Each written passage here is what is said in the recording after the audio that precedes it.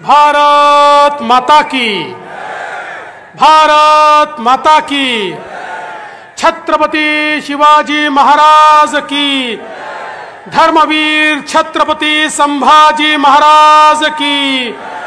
जय श्री राम, जय श्री राम, जय भवानी, जय भवानी, जय जय जय जय जय भवानी,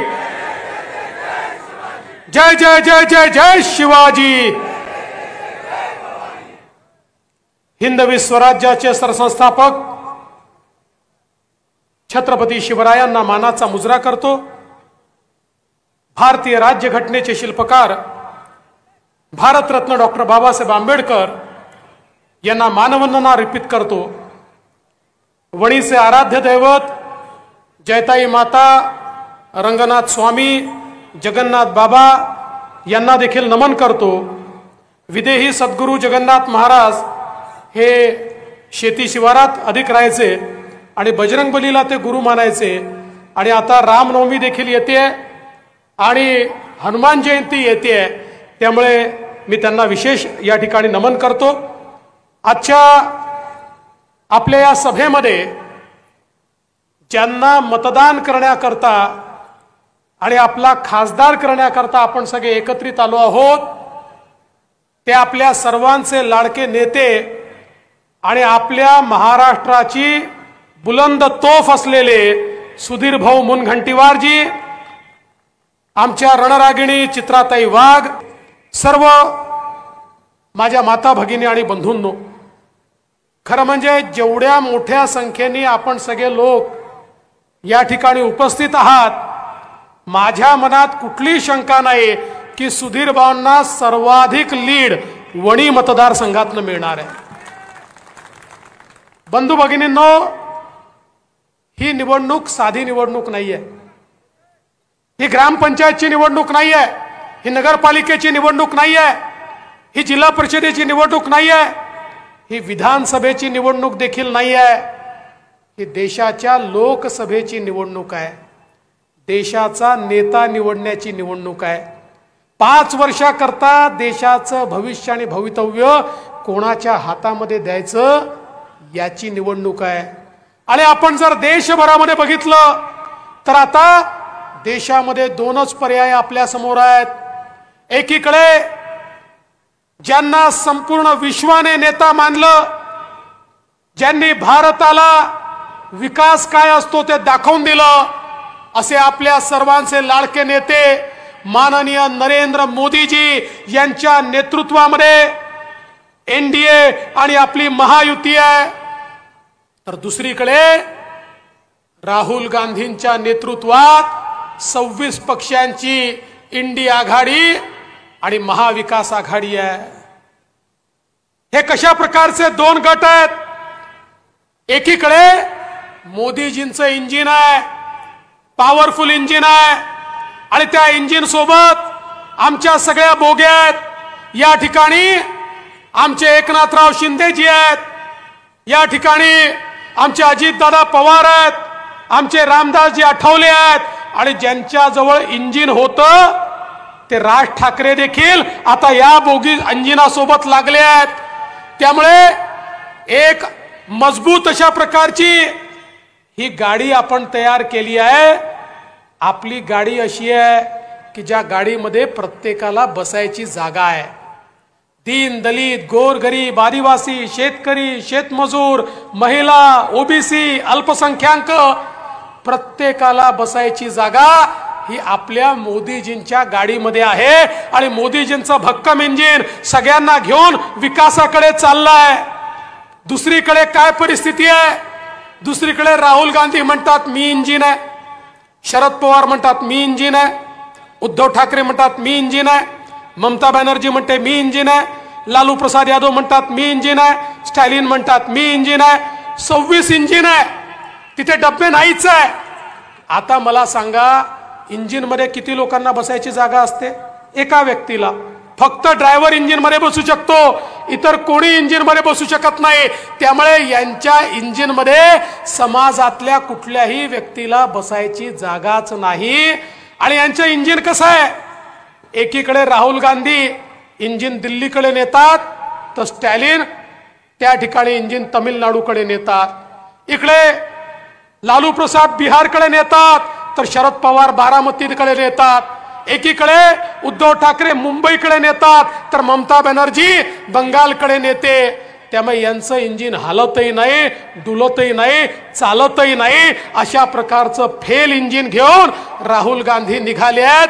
आणि म्हणून तुम्हाला एवढीच विनंती आहे की मोदीजींची गाडी जी तुमच्या करता, तुमच्या विकासाकरता तयार झाली आहे, आणि या गाडीचा एक डब्बा म्हणजे आमचे सुधीर भाऊ आहेत। या सुधीर भाऊंना देखील या ठिकाणी तुम्ही ज्यावेळेस समर्थन द्याल त्यावेळी या गाडीमध्ये चंद्रपूर वणी लोकसभा मतदारसंघाला जागा मिळेल।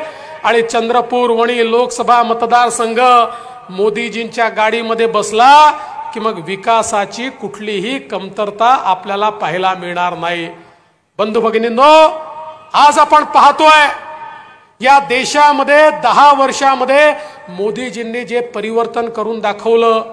मी का सांगतो, कारण देशाचं नेतृत्व कोणाच्या हातात दिलं पाहिजे, मोदीजींच्या हातात दिलं पाहिजे। 10 वर्षामध्ये मोदीजींनी 25 कोटी लोकांना गरिबी रेषेच्या वर आणलं। 25 कोटी लोकांना, हा जगाच्या इतिहासातला एक विक्रम आहे की केवळ 10 वर्षामध्ये 25 कोटी लोक हे त्या ठिकाणी गरिबी रेषेच्या वर आले। 20 कोटी लोक असे आहेत की जे झोपडीमध्ये राहायचे, कच्च्या घरामध्ये राहायचे, ज्यांना पक्क घर नव्हतं, अशा 20 कोटी लोकांना मोदीजींनी राहायचं पक्क घर दिलं। 11 कोटी घरांना म्हणजे 55 कोटी लोकांना मोदीजींनी शौचालय दिलं। या ठिकाणी 10 कोटी घरांना, आमच्या माता भगिनींना मोदीजींनी गॅस दिला। आणि स्वातंत्र्याच्या 70 वर्षानंतर 50 कोटी लोकांना पिण्याचं स्वच्छ पाणी त्यांच्या घरापर्यंत पोहोचवून दिलं। या 50 कोटी घरच्या आमच्या महिला हंडा घेऊन विहिरीवर जायच्या किंवा नदीवर जायच्या। आज त्यांच्या घरी 70 वर्षानंतर पिण्याचं स्वच्छ पाणी हे मोदीजींमुळे पोचलं। 55 कोटी लोकांना मोदीजींनी या ठिकाणी आयुष्यमान भारतच्या अंतर्गत 5 लाखापर्यंतचा इलाज मोफत दिला। आज आम्ही कुठेही जातो तर आम्हाला आयुष्यमानचे वेगवेगळे बेनिफिशरीज त्या ठिकाणी मिळतात। आणि ज्यावेळेस ते बोलतात त्यावेळी आपल्याही डोळ्यात पाणी येतं। एक व्यक्ती मला भेटला, म्हणाला भाऊ मोदीजींचे आभार आहेत। म्हटलं काय झालं? म्हणाला जिवंत मोदींमुळे ऑपरेशन करायचं होतं, घरची ऐपत नव्हती, घरचे म्हणाले ऑपरेशन करायचं असेल घरदार विकावं लागेल। मला वाटलं आता असंच आपल्याला मरावं लागेल, म्हणून घरी बसलो होतो। आयुष्यमानचं कार्ड मिळालं, मोफत त्या ठिकाणी सर्जरी झाली, त्याच्यानंतर पोस्ट सर्जरी मला सगळी औषधं मोफत मिळाली, सगळं कन्सल्टेशन मोफत मिळालं। आज मी जिवंत आहे तर मोदीजींमुळे जिवंत आहे, असं सांगणारे लाखो लोक आज या देशामध्ये आपल्याला पाहायला मिळतात। कारण मोदीजींनी गरिबाची, सामान्य माणसाची चिंता केली। आज बघा वयोश्री सारखी योजना मोदीजींनी आणली, आणि या योजनेच्या माध्यमातून घरचे जे आमचे बुजुर्ग आहेत, जे आमचे सिनियर सिटीजन्स आहेत, यांच्याकरता योजना आणली। मोतियाबिंदूचं ऑपरेशन असेल, कोणाला चष्मा असेल, कोणाला कमी ऐकू येतं म्हणून कानाची मशीन असेल, कोणाला खाता येत नाही म्हणून कवळी असेल, कोणाला स्टिक असेल, कोणाला कमोड असेल, या सगळ्या गोष्टी घरच्या जुन्या जाणत्या लोकांना मोदीजींच्या माध्यमातून या ठिकाणी मिळाल्या। आणि एवढंच नाही तर आमच्या महिलांकरता मोदीजींनी 8 लाख कोटी रुपये, 80 लाख बचत गटांना 8 लाख कोटी रुपये मोदीजींनी दिले। आणि आमच्या महिलांना आपल्या पायावर उभं करण्याचं काम त्या ठिकाणी मोदीजींच्या माध्यमातून झालं। एवढंच नाही तर मुद्रा लोन सारखी योजना मोदीजींनी आणली।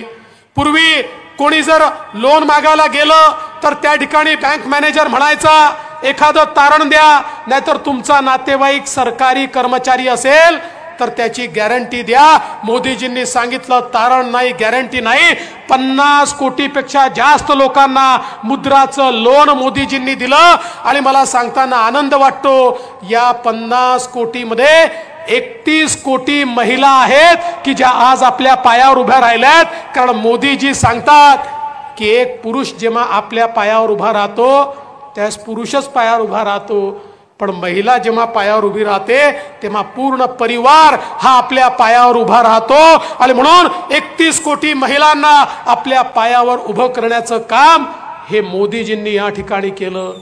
आणि एवढंच नाही, गरीब कल्याणाचा अजेंडा चालवत असताना मोदीजींनी भारताची अर्थव्यवस्था मजबूत करून दाखवली। 2013 साली आपल्याला इंटरनॅशनल मॉनिटरी फंडने एक रिपोर्ट दिला आणि सांगितलं जगातले 5 देश असे आहेत की हे 5 देश दिवाळखोरी जाहीर करणार आहेत। या 5 देशाचं अर्थव्यवस्था कोलॅप्स होते आहे, हे दिवाळखोर देश आहेत। 10 वर्षात मोदीजींनी अशी किमया केली की त्याच IMF ने 2023 साली एक रिपोर्ट प्रकाशित केला आणि त्या रिपोर्टमध्ये त्यांनी सांगितलं की जगाच्या पाठीवर सगळ्यात वेगानं विकसित होणारी अर्थव्यवस्था ही भारताची अर्थव्यवस्था आहे। सर्वात मजबूतीकडे चाललेली अर्थव्यवस्था ही भारताची अर्थव्यवस्था आहे। 10 वर्षामध्ये भारताला एक मजबूत अर्थव्यवस्था मोदीजींनी दिली आणि मोदीजींनी सांगितलं मला 3रा टर्म मिळाल्यानंतर मी भारताची अर्थव्यवस्था जगातली 3री सगळ्यात मोठी आणि मजबूत अर्थव्यवस्था तयार करेन।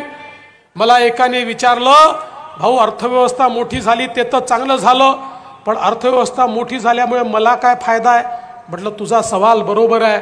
अर्थव्यवस्था मोठी होते म्हणजे काय होतं? अर्थव्यवस्था मोठी होते म्हणजे संधी निर्माण होतात, अर्थव्यवस्था मोठी होते म्हणजे रोजगाराची निर्मिती होते, अर्थव्यवस्था मोठी होते इन्फ्रास्ट्रक्चर तयार होतं, रस्ते पूल तयार होतात, रेल्वे तयार होते, अर्थव्यवस्था मोठी होते गरीब कल्याणाचा अजेंडा चालतो, अर्थव्यवस्था मोठी होते गरीबाला घर मिळतं, अर्थव्यवस्था मोठी होते देशाच्या संरक्षणाकरता मजबूत देश तयार होतो, अर्थव्यवस्था मोठी होते तर जगाच्या पाठीवर कुठला देश आपल्याकडे वाकडी नजर करून पाहू शकत नाही। अर्थव्यवस्था मोठी होते तर शेवटच्या माणसाच्या जीवनामध्ये कल्याणकारी योजना या ठिकाणी तयार होतात। बंधू भगिनींनो, मोदीजींनी या देशातल्या प्रत्येक घटकाचा विचार केला। आमच्या आदिवासींकरता 22,000 कोटीची योजना, आमच्या अनुसूचित जाती करता त्या ठिकाणी स्टँड अप सारखी योजना आणून अनुसूचित जातीतले आमचे सगळे जे काही युवक आहेत हे आपल्या पायावर उभं करण्याचं काम त्यांनी केलं। तर आमच्या ओबीसी समाजाकरता आणि आमच्या 12 बलुतेदारांकरता 20,000 कोटी रुपयाची योजना आणून जे पारंपरिक व्यवसाय करतायत त्या सगळ्यांना त्या ठिकाणी अर्थपुरवठा करून त्यांचं प्रशिक्षण करून त्यांच्या पुढच्या पिढ्यांना रोजगार मिळेल ही व्यवस्था मोदीजींनी केली।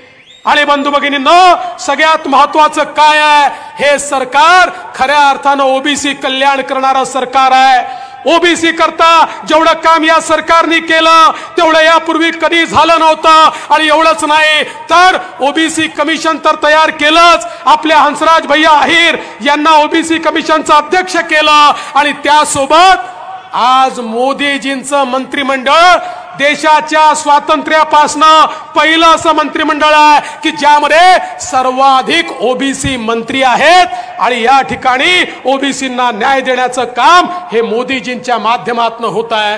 आणि म्हणून बंधू भगिनींनो, आज या निमित्ताने मी तुम्हाला एवढं सांगण्याकरता आलोय, ज्या प्रकारे मोदीजी मजबूत भारत तयार करतायत।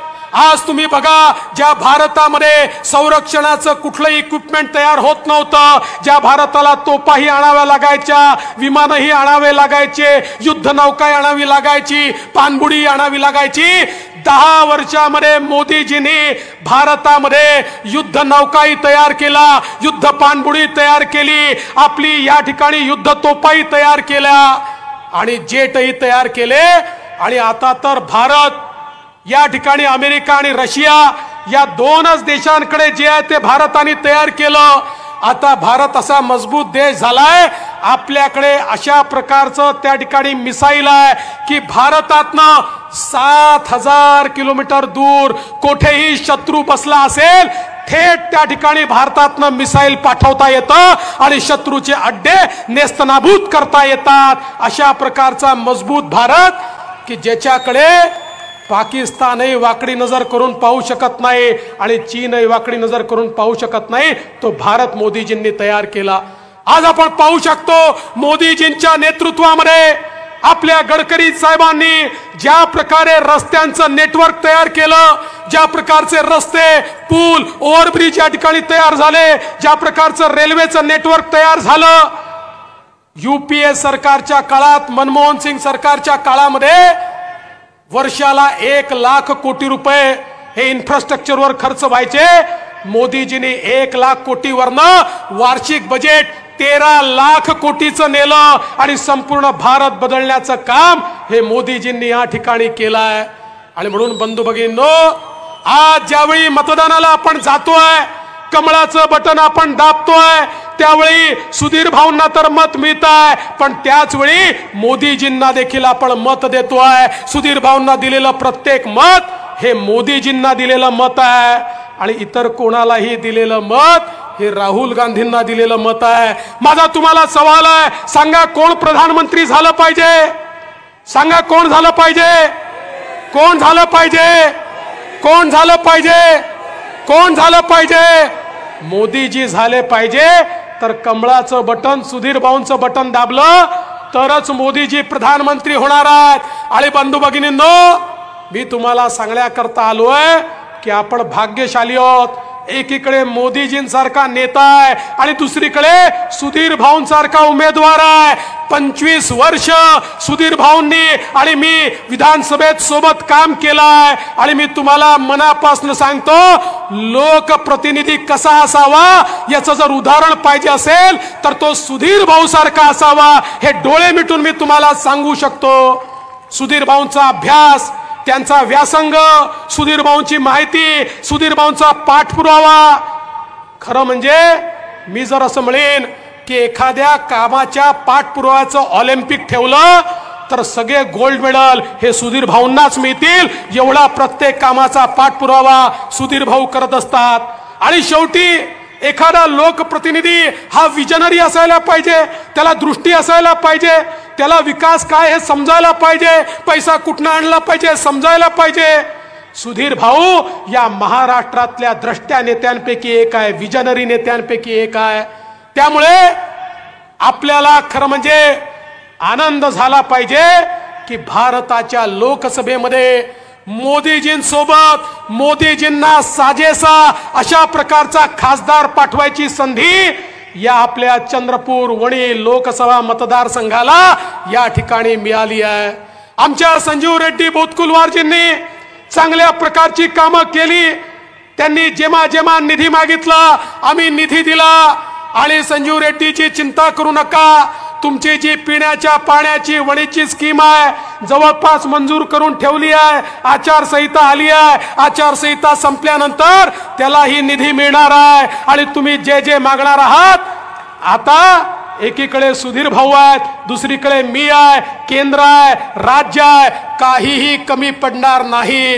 बंधू भगिनींनो, मी तुम्हाला एवढंच सांगण्याकरता आलो आहे, सुधीर भाऊंच्या पाठीशी भक्कमपणे उभे राहा, कारण अशा प्रकारचा लोकप्रतिनिधी मिळणं देखील भाग्य असतं. आणि मला विश्वास आहे 5 वर्ष सुधीर भाऊंची कारकीर्द जेव्हा तुम्ही बघाल, 5 वर्षानंतर आम्हाला मत मागायला यावं लागणार नाही. तुम्हीच सांगाल सुधीर भाऊ येण्याची आवश्यकता नाहीये, आम्ही तुम्हालाच मतदान करणार आहोत. अशा प्रकारे परिवर्तन सुधीर भाऊ या ठिकाणी करून दाखवतील. आणि म्हणून आपण सगळे येत्या 19 तारखेला सुधीर भाऊंच्या कमळाचं बटन दाबा. कमळाचं बटन दाबलं, मत सुधीर भाऊंना मिळेल आणि शॉक काँग्रेस पार्टीला मिळेल.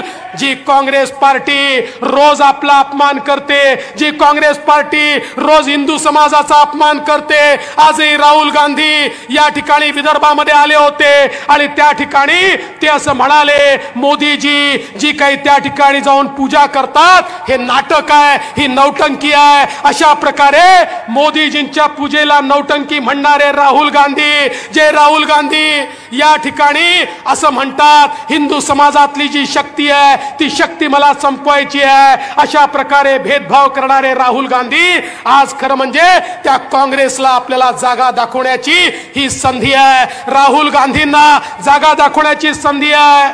आपण तर काय नारा दिलाय, अबकी बार राहुल गांधींचा नारा आहे अबकी बार 40 पार, अबकी बार 40 पार. पण त्यांचे 40ही पार होणार नाही, म्हणून तुमचा आशीर्वाद द्या, कमळाचं बटन दाबा, एवढीच विनंती करतो आणि माझं बोलणं संपवतो. धन्यवाद. जय हिंद, जय भारत.